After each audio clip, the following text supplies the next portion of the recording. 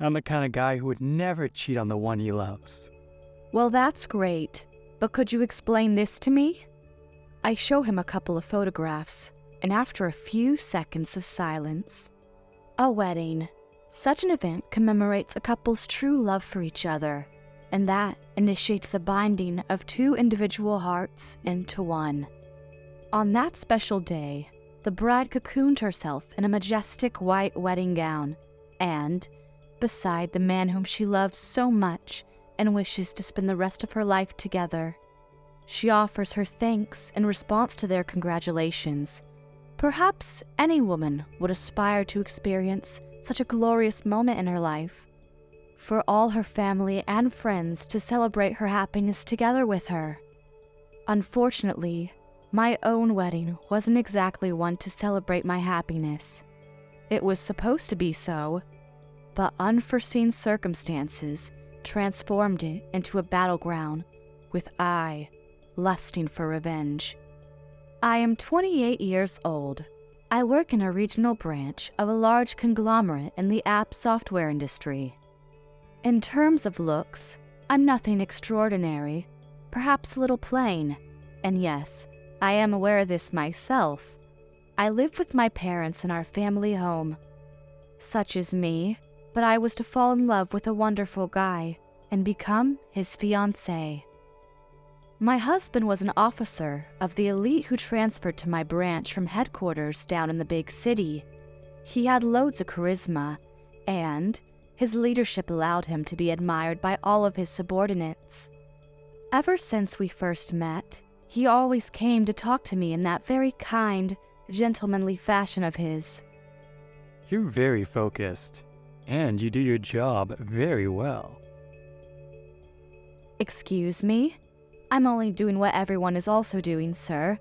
But thank you, in any case. I like that side of you, where you're really focused and conservative. I like that very much. Wait, what? It was the very first time any man had ever told me something like that. In the beginning, I thought he was teasing me or something, to maybe alleviate the stress of being a company officer. But over the next few weeks, he remained very kind to me. Little by little, I became infatuated in him and his kind demeanor. Are you feeling all right, like physically? You work so hard every day, and I'm feeling a little concerned for you. Oh, yes, I'm totally fine, sir. I only have confidence in my physical endurance, you see. Do you have anyone you like in particular? Any guy, I mean. Oh, wait, I'm being inappropriate. I apologize. Forget I ever asked you that. Not at all, sir. Well, I don't have anyone in particular that I like. Would you be okay with me going out with you as your boyfriend? If you don't mind, of course. I understand if you don't think that's a good idea. Oh, of course. And that's how we started our wonderful relationship, which lasted 6 months until he proposed marriage to me. We decided that the wedding, per his request, would be held soon after he returned to headquarters. I'm so sorry to make you wait for our special moment together because of some stupid things I have to do. It's all right, honey. I know you're doing a crucial job for the company, and for now, that's more important than anything else. The wedding may still be a ways off, but we are officially husband and wife now. I promise, my dear, with all my heart, that I'll make you as happy as can be. I'll treasure you with all my heart and soul. We started living together. The news of our engagement spread across the company, and our marriage was, for better or for worse, dubbed the Blitzkrieg. It was a little unsettling to me that there were rumors that claimed we had to get married because I'd gotten pregnant. I don't mind a shotgun wedding, honestly. Actually, it would make me so happy. But what about your reputation? Your social standing as a company officer? It could all be tainted. I stand corrected. Your focus really does border on schizophrenia. Sorry, honey. But I really do want children soon. Wait, what? I think you're getting ahead of yourself, honey. It's a great opportunity. How about we do some premarital checkups, just in case? Per his suggestion, I got a checkup soon thereafter. I wasn't pregnant just yet, but it seemed like I was picture of healthiness. He was thrilled to hear I was healthy, and without any problems. We registered ourselves under the same surname and started living together. He was amazing at his job with the housework too. He was the complete opposite to the kind of guys you often see, those who abide by the phrase, "People never feed a landed fish," and worked hard at home too, for my sake. You're just too perfect, honey. I don't have much else to do around here. I'm doing all this because I want to, you know? I want you to be happy. Such was my wonderful married life with him. But there was just one thing, one tiny, tiny thing that made me lonely in spite of everything he ever did for me. And that was the fact that he had to go back to headquarters on the weekends and stayed overnight in the big city because of his work. That prevented us from spending time together on days off, but that was only going to last until he permanently transferred back to headquarters. Don't forget, we were going to have a wedding once he did go back. In due time, he transferred back to headquarters and became official. I was going to quit my job eventually in order to go along with him. The workplace was already well aware of this, and I was starting to pack away a few of my things, little by little. But my husband said, This branch will need you for another while, honey. Could you please think about leaving your job a little way down the road? His voice sounded so clear and sincere. I'm sorry to make you work a little longer, even though you wanted something different. I'll make it up to you by doing all the housework back at home. What? You don't have to do that.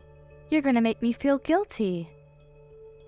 I want you to relax all you want in this house of ours. I do want to have children as soon as we can, so it's the least I can do to keep you strong and healthy. He was always kind to me, angelic even, to be completely honest. But starting at around the time his service for the branch was coming to an end, I started to realize that something seemed strange. At first, I thought he was praising me for my work at that branch and legitimately wanted me to stay in the company for a little while longer. But the fact was that even though I'd asked him multiple times if I could go with him back to the big city on weekends, he always refused. I want to keep my working life and private life separate, you know? But I'd like to meet some of the people who work at headquarters. We're going to invite them to the wedding in any case, right? You're busy at work every single day during the week, and I want you to take the weekend off completely and relax well. Don't worry. I know how much you want to greet people in my workplace, so I'm going to do that for you. Such was the conversation sometimes, and a nagging voice at the back of my head was pestering me about something wrong with him, and I later managed to figure out what it was. He was deliberately trying to put up some distance between me and his workplace society, for reasons yet unsaid. But why? Was there something about the company he didn't want me to know about? Did he think things would get awkward because he actually has an ex-girlfriend working there? Doubt started to brew within my head, and I resented myself for it, sometimes rendering me in a spout of depression. Everything changed one day. His phone that he'd left behind because he was taking a shower vibrated to life because of a phone call. The caller was seen to be headquarters. I thought he wouldn't want anything to do with his work while he was at home, and thus, I decided that hearing the matter for him was a good idea and reached for the phone. hold on, stop! Don't do that! It's all right. I'll answer it. My husband suddenly burst out of the bathroom and stopped me from answering. I was surprised to see him completely naked and drenched, leaving traces of tiny water puddles on the wooden floor. Hello? Yes? It's about that matter of business, is it? I see. His voice was unnaturally loud for a phone call, and he returned to the bathroom as he continued with his phone call. As I watched his exposed buttocks scampering back into the gloom of the house, a woman's intuition confirmed there was a shadow of a woman over his life, and it wasn't mine. And then, the weekend came, and my husband left to head back to headquarters. I would see him again the next night. Well then, I'm off, honey. I'll be back soon. As always. Off you go, honey. Have a safe trip. Because headquarters was pretty far away from where we lived, he always took our car to get to the big city. After driving a long time, he would stop in a nearby town, stay the night in a hotel, and then arrive at work early the next morning. After seeing my husband off, I called a certain person. Hello? Yes, he just left the house. You might be wondering who I was calling. Well, it was a private detective. Yes, you heard right. I actually hired a private detective to confirm if my husband was cheating on me or not. By this point, my guilt for ever doubting my husband's loyalty was completely overshadowed by the desire to know, once and for all. It was a little expensive to hire a detective, but they reassured me by saying,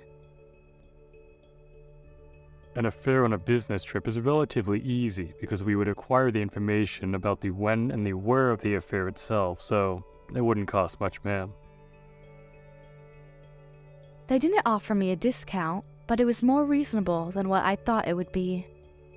That night, a little after 10 o'clock, I got a call from the detective who was on the case. No worries, sir. Thank you for your hard work. And, what did you find? I asked for the truth, my voice trembling and my fingertips colder than Antarctica. The detective fell silent for a couple seconds thereafter. That was more than enough information. I collapsed onto the couch, sighed, and fought so hard against the impending tears. I'm afraid your husband is very guilty, ma'am. Without any doubt. The place of the affair was his car. Almost immediately after arriving at his destination for the night, he met her. I also got the proof you need.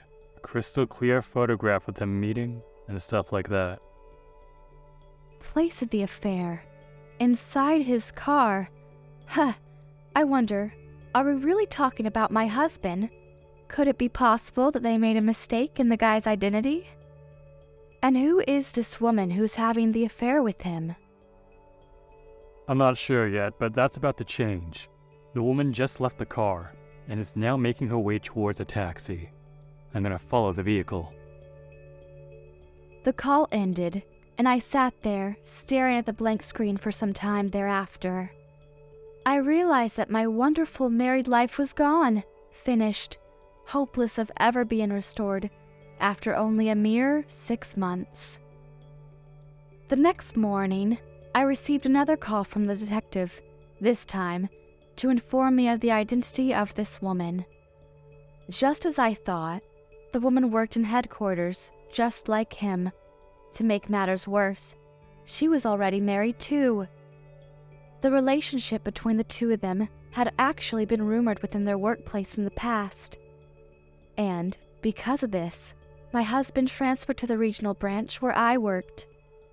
He later married me, and the suspicion of them ever having an affair was quickly annihilated, and he could finally return to headquarters.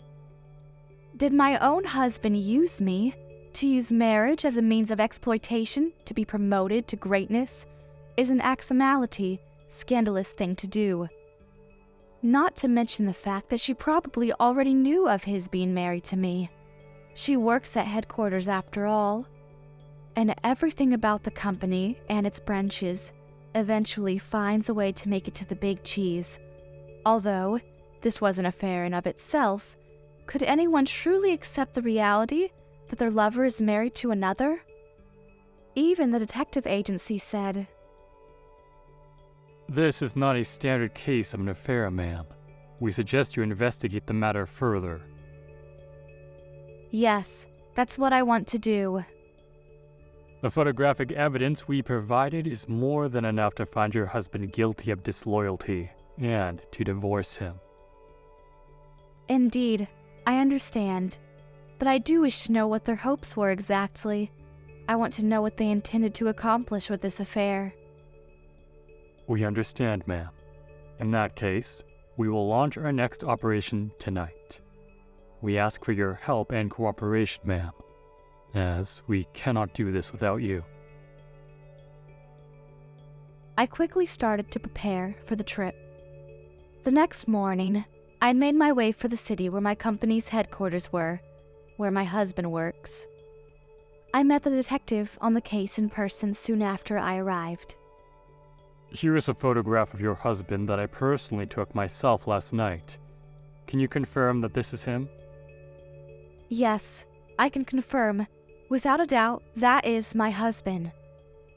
The photograph showed an explicit scene of a man and a woman engaged in passionate physical contact inside a car. My condolences. Well then, let's go through what exactly you are to do from now onward again. If, of course, you're still up for it, ma'am. Yes, I do indeed. I will first set up this voice recorder inside his car. Then, after he comes home tomorrow, I will retrieve the voice recorder, as well as the GPS information. My husband's car has a device on it that enables people to track where he is, where he's been, and where he's bound to go. Under instructions from the detective, I placed the voice recorder inside the backseat pocket. I was able to get inside his locked car because we both have our car's spare keys at home. I was going to use that spare key to get inside his car and bug the interior. The voice recorder will only be useful if it's placed inside the vehicle, so the only legal way to do that is to directly ask his only confirmed family, which is you, ma'am. And if you bug the car too soon, there's a possibility we won't obtain the desired recordings within its functioning time, so timing is very key. I suppose the easiest timing is to bug it mere minutes before that floozy gets in the car? Indeed. Our experience tells us that secret love affairs involving married women usually happen between the afternoon, perhaps 2 p.m., and the evening, perhaps 5 p.m. Please be sure to bug the inside of the car between these two times, and make sure that your husband never suspects anything, nor must you allow him to see you. Understood, sir. We made our way to the parking lot, where my husband always parked his car. I already knew which business hotel he frequented, and his car was parked in its underground parking lot. I will scour the main lobby first. You stay hidden, ma'am, until I tell you the coast is clear. I separated with the detective and made for the passage that brought me down to the basement. I was lingering near the elevator hall that connected directly to the main lobby and thinking about where I should hide myself. At that moment, my phone rang. Hurry, ma'am, the woman is headed that way right now. Bug the car immediately and find a good place to hide. I glanced at the elevator's display and found that there was an elevator coming down this way. I let my instincts take over and instantly bolted towards my husband's car. After opening it, I switched the voice recorder on and let gravity plunge it into the dark coziness of the backseat pocket. I risked a glance at the elevator, and right then, the doors were starting to open, and I could see a woman starting to walk out. The blinking headlights! Everything would be over if she saw them. I slowly backed away from my husband's car in a cold sweat. I fought against my instincts, who'd been doing a great job until then, but now were telling me to rush to the exit. I resisted the urge and backed away naturally. The woman was looking at her phone and didn't seem to see me backing away from the car. I forcefully calmed my jittering legs down and slowly started to walk. I made my way back to the elevator and risked another glance behind me. The woman was now leaning against my husband's car, talking on her phone. Perhaps my husband himself was arriving there soon. I had completed my mission, and I quickly abandoned the parking lot behind me. I greeted my husband with a natural look on my face when he came back home the next day. I'm home, honey. Welcome back, honey. Want me to help you with putting your things away? I'm all right, honey. I'll do it myself. Sorry to always leave you behind every weekend. As usual, my husband was his kind, charming self, acting as though he wasn't guilty of anything at all. Perhaps he never dreamed I now knew everything there was to know about what he's doing. He was exhausted after a long drive back home, and since he still had work the next morning, he turned in early. An hour after he stayed in his bedroom, I retrieved the voice recorder and the GPS information from his car. The fact I was going to listen to what they were saying was so scary to me. What if my spirit broke part way? Would I ever be happy again? I put in my earphones and pushed the play button on the voice recorder. The contents of the recording were truly shocking, but by the end of it, all the questions had been answered and everything was crystal clear. As soon as they were both in the car, they started to talk passionately about their love for each other. I can finally be at your side again. I'm going back to headquarters soon. And then I'm going on the road to promotions, better salaries, and more respect within the company. A little more patience and we'll be rewarded in the end. I know that, darling, but I just can't stand it anymore. I can't stand that you're married to another bitch. I'm doing all this for you, my darling. You have to trust me. I understand it's hard. It's hard for me too.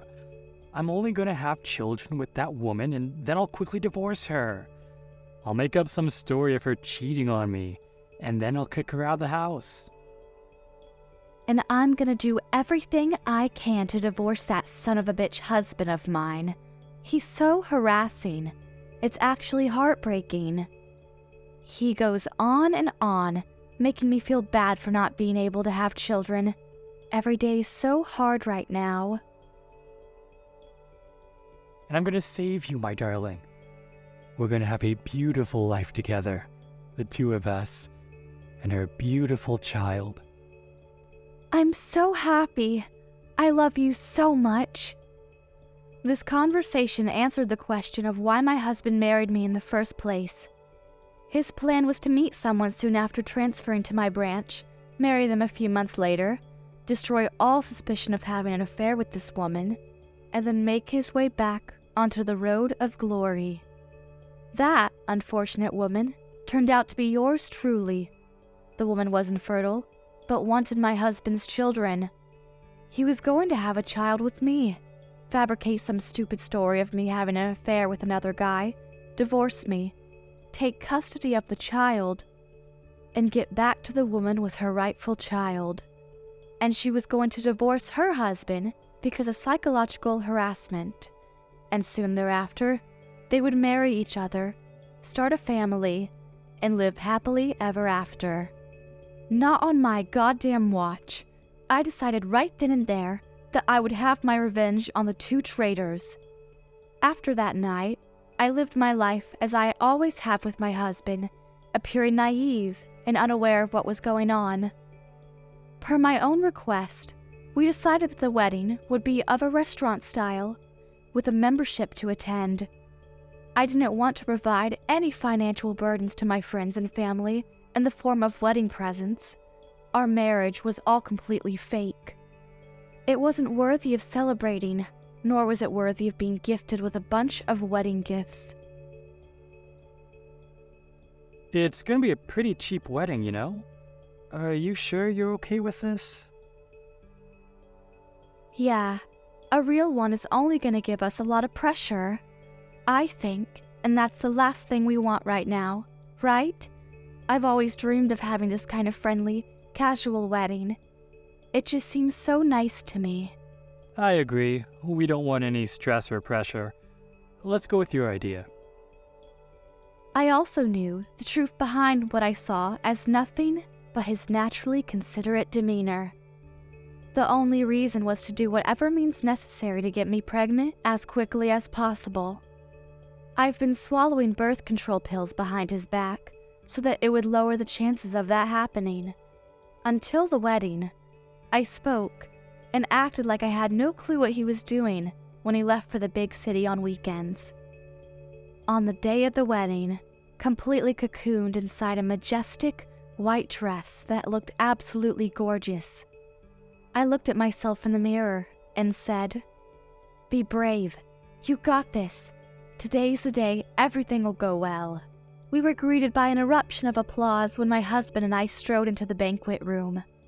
The guests were almost exclusively my husband's friends and co-workers. My guests were my own parents and a few colleagues and bosses from my own workplace. I wonder what kind of things they were expecting, sitting there, beholding this fake wedding full of lies and disloyalty. The wedding went splendidly. Everything went smoothly, and it was a glorious night, I must admit. Then came the final item of business, my husband's speech. Commence operation. The restaurant staff did what I asked them to do and started handing out these envelopes to all the tables. Inside every single one was the same photograph that the detective had given me. The one where you can clearly see he was with another woman doing unspeakable things to her in his own car. By the way, yes, the woman was invited, and the photograph was also handed out to her table. She took one look at the photograph, showed a look of horror in her face, and looked in my direction. I was finally able to lock eyes with her. Once she realized I was looking directly at her while she was looking at me, she covered her face with both hands and placed her forehead onto the table. Everyone in the banquet room started murmuring and whispering, but my husband mistook this as positive reaction towards his enlightening speech. He later went on and said this. Recently, there have been many cases of individuals being unfaithful to the ones they love by having affairs. But, let it be known, I'm the kind of guy who would never cheat on the one he loves. I stood up from my chair, approached my husband under the spotlight, and as I threw multiple copies of the photograph in his face, I shouted, "Well, that's great, but could you explain this to me?" Noticing the contents of the pieces of paper that were flying everywhere, my husband seemed to understand what was happening, hollered, "No, stop this!" and fell to his knees. The cat was now out of the bag, and the wedding was adjourned. The woman had somehow left the room undetected. Before my husband left, he signed the divorce document that I'd brought with me, and he was shaking. His parents rushed to me, kneeled before me, and kindly begged for my forgiveness. I had already told my own parents about the situation and assured them we felt no resentment towards them whatsoever. My husband's boss, from headquarters, said, "As per the case of misconduct submitted to our branch, I offer you my deepest, sincerest apologies." I didn't expect an apology from him, honestly. Perhaps my husband came to terms with his crimes, because, as a parting shot, he said, "I know what I did was wrong, but I don't regret doing what I believe I had to do in the name of love." "I don't want to see your pathetic face ever again, so be sure to tell your lawyer what you want to say to me. Goodbye, and I hope you rot in hell." My husband couldn't remain at his job, what with the pressure and such, so he quit his job soon after. The woman also quit her job. It seems like her husband really is a psychologically abusive one, and not only is he refusing to accept a divorce, but he also upped the ante, so to speak. The woman's life has become a lot more insufferable. Does my ex really not regret not doing what he did in the name of love with this situation?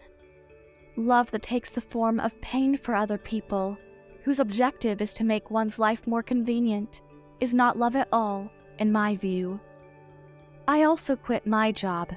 I've given a lot of trouble to my own workplace because of my own selfish desire for revenge. I believe it was the right thing to do, thanks to the compensation I got from my ex-husband as well as his lover. I've managed to move to a new place in the countryside. For work, I was hired by an agricultural direct sales depot, thanks to my skills as a former IT office employee. I've helped manage the accounts of this establishment and made some changes to improve sales. So far, things are going great. I vow to forget about the painful past and look to the future with hope. And I promise I will live happily ever after.